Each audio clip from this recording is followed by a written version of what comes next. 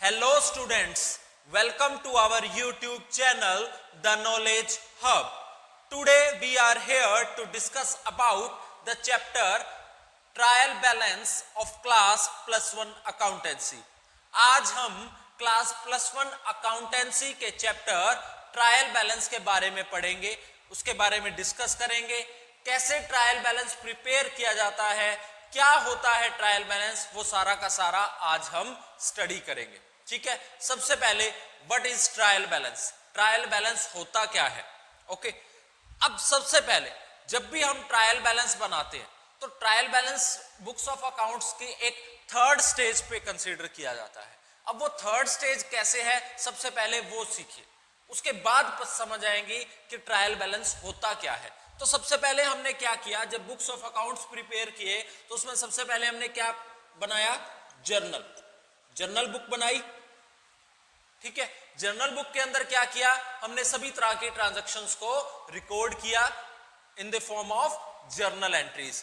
इसके साथ साथ हमने एक और चीज भी बनाई, वो क्या थी, सब्सिडरी बुक्स।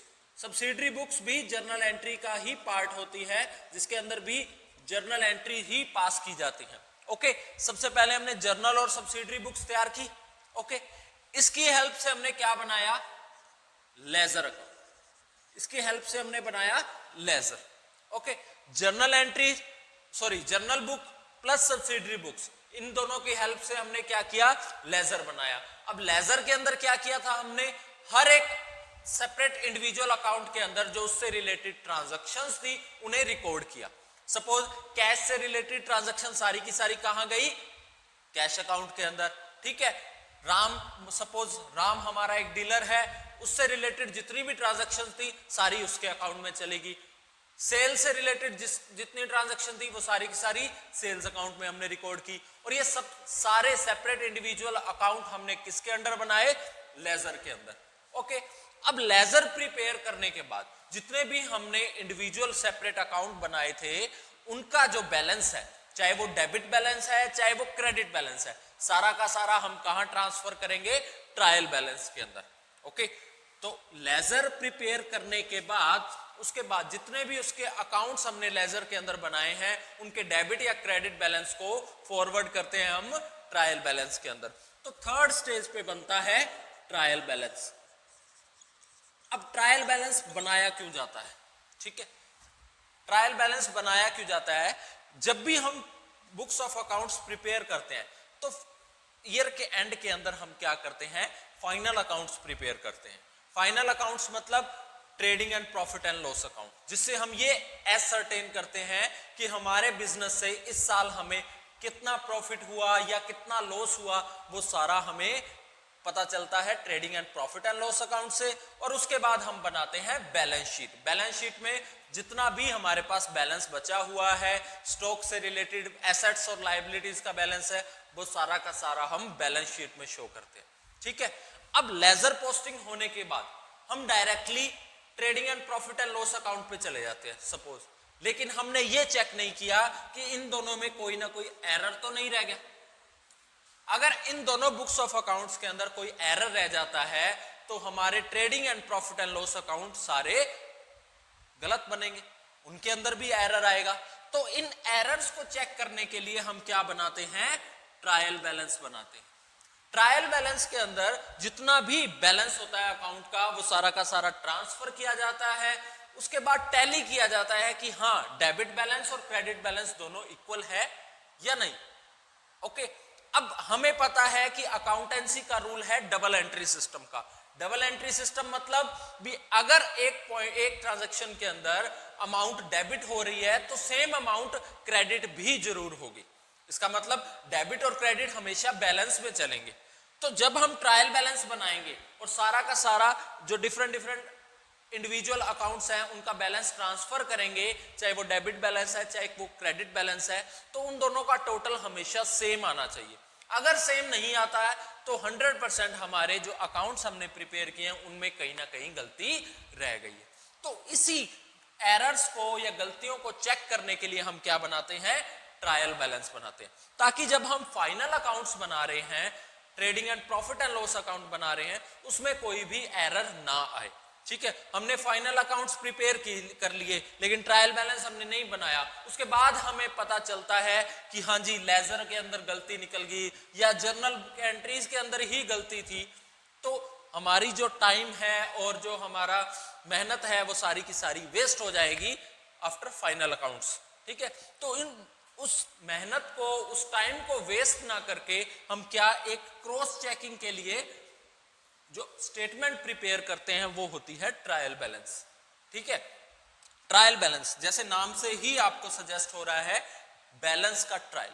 ट्रायल मतलब भी हम ये चेक करते हैं, ये ट्रायल लेते हैं कि हमारे जो डेबिट और क्रेडिट बैलेंस है वो दोनों इक्वल आ रहे हैं, जो हमने जर्नल एंट्रीज पास की हैं जर्नल बुक के अंदर या सब्सिडरी बुक्स के अंदर, और जो हमने लेजर अकाउंट प्रिपेयर किए हैं उनके अंदर कोई भी गलती नहीं है। अगर उनमें कोई गलती होगी तो वो ट्रायल बैलेंस में शो हो जाएगी, और शो होने के बाद हम उस गलती को वापस से सुधार सकते हैं। उसके बाद सभी एरर्स को रिमूव करने के बाद हम क्या बनाएंगे, फाइनल अकाउंट्स बनाएंगे, जो कि हमारा लास्ट स्टेप होगा। ठीक है, तो इसलिए ट्रायल बैलेंस प्रिपेयर किया जाता है। अब ट्रायल बैलेंस की डेफिनेशन क्या है? इसकी डेफिनेशन है it is a statement prepared of debit and credit balance of different accounts taken through ledger as well as cash book और कैश एंड बैंक अकाउंट्स। ठीक है, ये एक ऐसी स्टेटमेंट है जिसके अंदर सभी तरह के अकाउंट्स जो लेजर के अंदर हमने प्रिपेयर किए हैं उनसे उनका डेबिट या क्रेडिट बैलेंस लिया जाता है, साथ के साथ कैश बुक या कैश अकाउंट और बैंक अकाउंट से भी लिया जाता है। तो सारा का सारा जितना भी बैलेंस बच रहा है डिफरेंट टाइप ऑफ अकाउंट्स, चाहे वो सैलरी अकाउंट है, चाहे वो कमीशन अकाउंट है, किसी भी तरह का अकाउंट है, सभी का बैलेंस कहां ट्रांसफर किया जाएगा, ट्रायल बैलेंस के अंदर। ओके, ये है ट्रायल बैलेंस का हमारे पास फॉर्मेट। सबसे पहले ट्रायल बैलेंस एज एट। अब यहां एज एट क्यों लिखा है? क्योंकि ये हम एक स्पेसिफिक टाइम पे बनाते हैं। ठीक है, इसलिए इसको एज एट लिखा जाता है। अगर सपोज हम 31 मार्च 2020 को बना रहे हैं तो यहां आएगा as at 31 March 2020। Okay, trial balance as at dash dash dash मतलब हमें वो स्पेसिफिक डेट लिखनी है जिस स्पेसिफिक डेट को हमने ट्रायल बैलेंस प्रिपेयर किया है। जो हमारे बैलेंसेस हैं उस स्पेसिफिक डेट को, जो बैलेंसेस हैं वो हम सारे ट्रायल बैलेंस के अंदर पोस्ट कर रहे हैं। ओके, 4 कॉलम है ट्रायल बैलेंस के अंदर हमारे पास। पहला कॉलम है नेम ऑफ अकाउंट्स, दूसरा ledger folio, third debit amount and fourth is credit amount. ठीक है, अब मैंने आपको बताया कि ट्रायल बैलेंस है वो लेजर के बाद बनता है। क्यों? क्योंकि लेजर के अंदर जितने भी अकाउंट्स है उन्हीं का बैलेंस कहां ट्रांसफर होता है, ट्रायल बैलेंस के अंदर। तो अब हमें क्या करना है, जो ट्रायल बैलेंस के अंदर पोस्टिंग करनी है वो किससे लेकर करनी है, लेजर अकाउंट से। सभी तरह के लेजर अकाउंट जितने भी हमने लेजर अकाउंट्स बनाए हैं, ठीक है, cash account, capital account, stock, purchases, anything, कोई भी अकाउंट बना है लेजर के अंदर उसका सारा का सारा बैलेंस कहां ट्रांसफर होगा, ट्रायल बैलेंस के अंदर। और लास्ट में हम ये टैली करेंगे कि जो डेबिट अमाउंट है और क्रेडिट अमाउंट है क्या दोनों सेम आ रही हैं।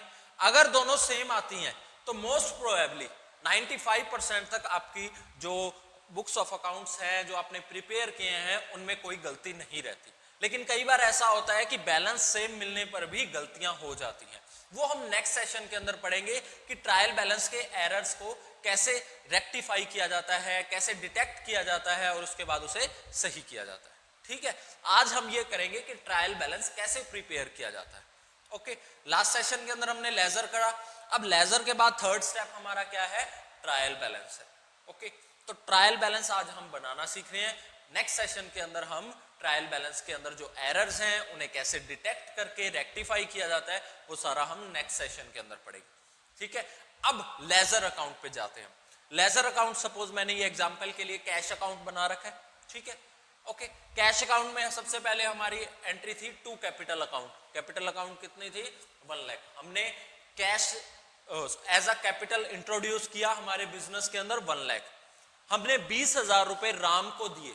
ओके, ऑन अप्रैल 10 20,000 हमने किसको दिए, राम को दिए। सपोज इसके बाद कैश अकाउंट के अंदर कोई एंट्री नहीं है तो लास्ट के अंदर बैलेंस क्या बचेगा। अब सबसे पहले बैलेंस निकालेंगे कैसे, बैलेंस निकलेगा जिस, अब सबसे पहले डेबिट साइड है हमारे पास कितना है 1 लाख, क्रेडिट साइड है 20,000। ओके, तो 1 लाख और 20,000 डिफरेंस कितना हो गया 80,000 का डिफरेंस हो गया। कौन सी साइड कम है, क्रेडिट साइड कम है, मतलब जो बैलेंस है वो किस साइड बचा हुआ है, डेबिट साइड बचा हुआ है। ठीक है, तो हम 80,000 by balance CD credit side post करके और उसे नेक्स्ट मंथ के अंदर कहां ट्रांसफर करेंगे, debit side to balance BD 80,000। ठीक है, सबसे पहले आप ये देखेंगे कि क्रेडिट साइड और डेबिट साइड का टोटल कितना है। डेबिट साइड का हमारे पास है 1 लाख, क्रेडिट साइड का हमारे पास है 20,000। ठीक है, तो इस साइड 80,000 कम है, तो उसे मैं मंथ के एंड के अंदर बाय बैलेंस सीडी करके 80,000, तो टोटल दोनों साइड का इक्वल करके 1 लाख आ गया। अब इस 80,000 को मैं कहां ट्रांसफर करूंगा, नेक्स्ट मंथ के अंदर कैश अकाउंट के अंदर ही डेबिट साइड ट्रांसफर होगा। अब डेबिट साइड क्यों होगा, क्योंकि हमारे पास कैश अकाउंट डेबिट कितना था 1 लाख और क्रेडिट कितना था 20,000, तो जो डेबिट बैलेंस है वो ज्यादा था 80,000, इसलिए हमारा जो रिक्वायर्ड बैलेंस बचा है जो हम ब्रॉट फॉरवर्ड करेंगे वो कितना होगा, डेबिट साइड का 80,000। अब ये जो डेबिट बैलेंस है कैश अकाउंट का, ये कहां शो किया जाएगा, ट्रायल बैलेंस के अंदर। कैसे, कैश अकाउंट अमाउंट आ जाएगी डेबिट साइड 80,000। ओके, इसी तरह से बाकी जो लेजर अकाउंट्स है उनका बैलेंस भी कहां ट्रांसफर होगा, ट्रायल बैलेंस के अंदर। और सपोज हम सेल्स की बात करते हैं, ठीक है, सेल्स हमेशा क्या होता है, बैलेंस होता है उसका क्रेडिट होता है। सपोज हमने 1 लाख की सेल की, तो सेल्स अकाउंट आ जाएगा 1 लाख। ओके, अब इसके अंदर भी रूल्स वही चलेंगे जो हमने जर्नल एंट्रीज के टाइम किए थे। ठीक है, अब सबसे पहले रूल क्या थे, debit the receiver, credit the giver. ठीक है, debit all the expenses and losses, credit all the incomes and gains. Okay, and one more क्या था, debit the receiver, oh sorry, debit what comes in, credit what goes out. तो वो सारा का सारा इसके अंदर एज वैसे ही इसी रूल के बेसिस पे हम पोस्टिंग करेंगे। ठीक है, अब मान लीजिए हमें कोई एक्सपेंसेस है, सपोज सैलरी है, तो सैलरी सपोज उसका जो हमारा रूल है वो क्या है, debit all the expenses and losses. तो सैलरी अकाउंट है वो क्या आएगा, सैलरी अकाउंट डेबिट। सपोज 5,000 हमने पे किए तो 5,000। इस तरह से हमें ट्रायल बैलेंस के अंदर पोस्टिंग करनी है। आप दोनों साइड चेक कर सकते हैं, जब आपने सैलरी अकाउंट प्रिपेयर किया होगा, ठीक है, हमने सपोज सैलरी दी कैश के अंदर, तो एंट्री क्या आएगी, salary account debit to cash account. ठीक है, तो डेबिट बैलेंस कितना बचेगा सैलरी का, वो हम लेजर अकाउंट से भी वेरीफाई कर सकते हैं और साथ के साथ उन रूल से भी वेरीफाई कर सकते हैं जो हमने जर्नल एंट्रीज के अंदर पढ़े हैं। ठीक है, दोनों को आप दोनों तरीके से वेरीफाई करके पोस्टिंग कर सकते हैं। क्लियर, इस तरह से आपका बनेगा ट्रायल बैलेंस। लास्ट में दोनों साइड का, डेबिट साइड का और क्रेडिट साइड, दोनों साइड का टोटल करके हम टैली करेंगे कि क्या दोनों का टोटल सही आ रहा है। अगर सही आ रहा है तो हम एक एश्योरिटी ले सकते हैं कि हमारी जो बुक्स ऑफ अकाउंट्स हमने अब तक प्रिपेयर किए हैं वो सारे सही हैं। ठीक है, अगर दोनों का बैलेंस अलग अलग आ रहा है या दोनों के बैलेंस में डिफरेंस आ रहा है, तो मतलब हमारे बुक्स ऑफ अकाउंट्स में कहीं ना कहीं गलती है या गलतियां हैं। ओके, एरर या एरर्स ज्यादा भी हो सकते हैं, वो फिर हमें क्रॉस वेरीफाई करना पड़ेगा। वो हम नेक्स्ट सेशन के अंदर पढ़ेंगे कि कैसे हम क्रॉस चेकिंग करेंगे जो एरर्स हैं उनको।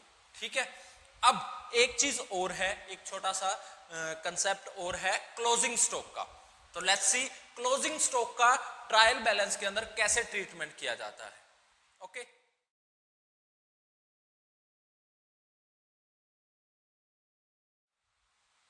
Now closing stock, closing stock का ट्रीटमेंट ट्रायल बैलेंस के अंदर कैसे किया जाता है।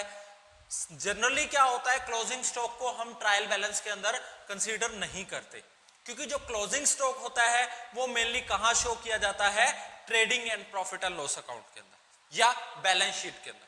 ठीक है, तो क्लोजिंग स्टॉक कब आता है, फोर्थ स्टेप पे आता है। हमारा जो फोर्थ स्टेप हमारा फाइनल अकाउंट्स बना रहे हैं, trading and profit and loss account और बैलेंस शीट बना रहे हैं, उसके अंदर कंसीडर किया जाता है। इसलिए ट्रायल बैलेंस के अंदर जनरली क्लोजिंग स्टॉक नहीं आता। लेकिन कुछ ऐसी कंडीशंस हैं जिनके अंदर क्लोजिंग स्टॉक को हमें ट्रायल बैलेंस के अंदर शो करना पड़ता है। जो क्लोजिंग स्टॉक का बैलेंस है वो ट्रायल बैलेंस के अंदर शो किया जाता है। वो केस क्या है? मेनली 3 केस हैं हमारे पास। पहला केस है in case A trial balance is prepared after preparing the trading account.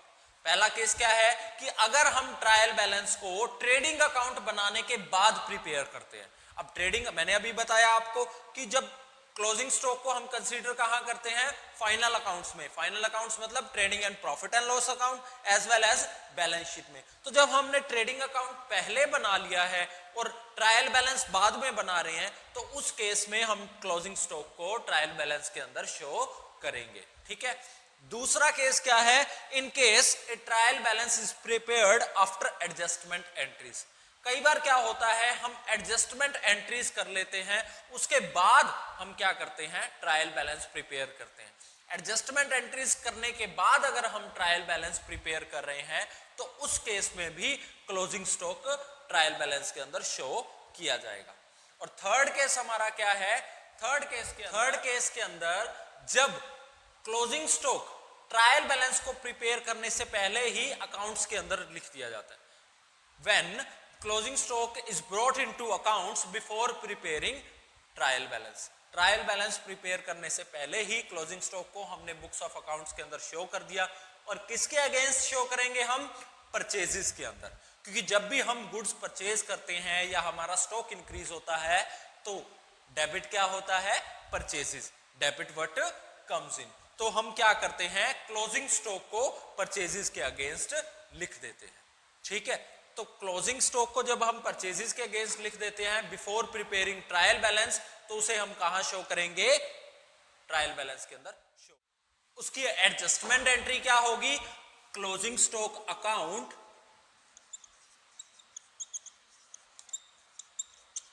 Debit to purchases account.